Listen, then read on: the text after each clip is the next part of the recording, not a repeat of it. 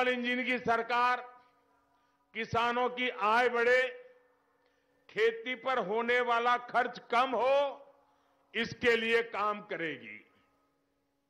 देश ने organic farming और नेचुरल फार्मिंग की दिशा में भी बड़ा अभियान शुरू किया है।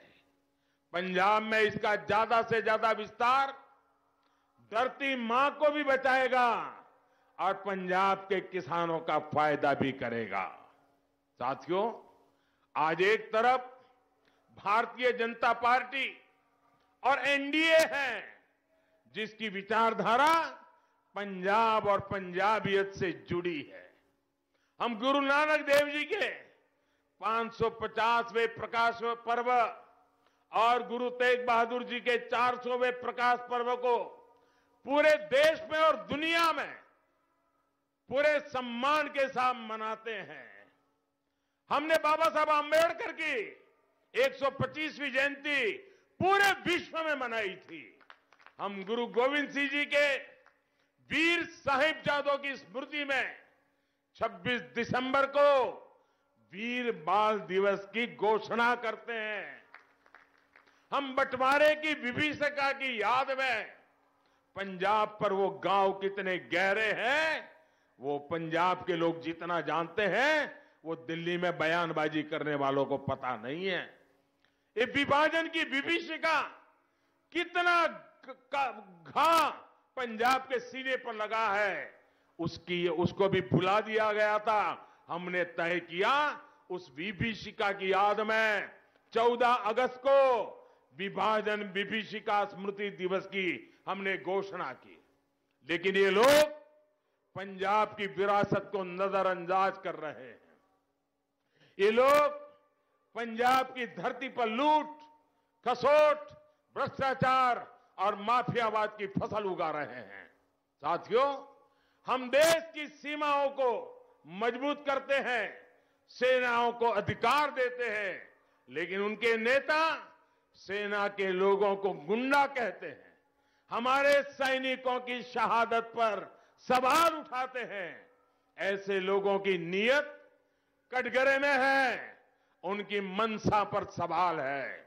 साथियों, पूरा पंजाब गवाह है कि हमने 1984 के सिख दंगों की जांच के लिए एसआईटी बनाई, उसके पीड़ितों की मदद की। लेकिन दंगे के आरोपियों को पार्टी में बड़े पद देकर कांग्रेस ने हमेशा आपके जख्मों पर नमक छिड़कने का काम किया है। कांग्रेस का कंट्रोल जिस परिवार के पास है, वो पंजाब से अपनी पुरानी दुश्मनी निकालता है। जब तक कांग्रेस उस परिवार के कब्जे में है, कभी भी पंजाब का भला कांग्रेस नहीं कर सकती है। साथियों, भाजपा सरकार अपने कामकाज के भरोसे चुनाव लड़ती है।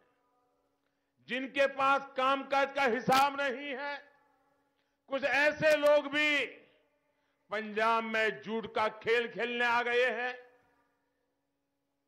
पंजाब में आकर ये पंजाब को नशा मुक्त करने की बात करते हैं और ये लोग खुद गली मोहल्ले में शराब के ठेके खुलवाने के एक्सपर्ट हैं।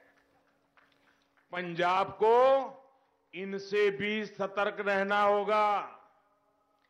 ये पंजाब को नशा माफियाओं के हवाले करना चाहते हैं। और आप लोग ये आप भी याद रखिए, ये वही लोग हैं जो सर्जिकल स्ट्राइक पर सेना से सबूत मांग रहे थे, पाकिस्तान के सुर में सुर मिला रहे थे।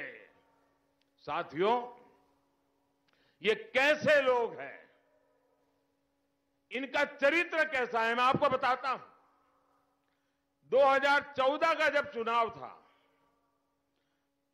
मैं गुजरात में मुख्यमंत्री था और भारतीय जनता पार्टी ने मुझे प्रधानमंत्री पद का उम्मीदवार घोषित किया था। आज मैं चुनाव अभियान के लिए पूरे देश में दौड़ रहा था। राज्य के मुख्यमंत्री के नाते वहां का काम भी करता था। एक दिन हुआ ऐसा कि मुझे पठानकोट आना था और पठानकोट से हेलीकॉप्टर लेके मुझे हिमाचल के दौरे पर जाना था। आप हैरान हो जाएंगे, कांग्रेस के नामदार, उनके युवराज, वो सिंपली एक पार्टी के एमपी थे और कुछ नहीं थे।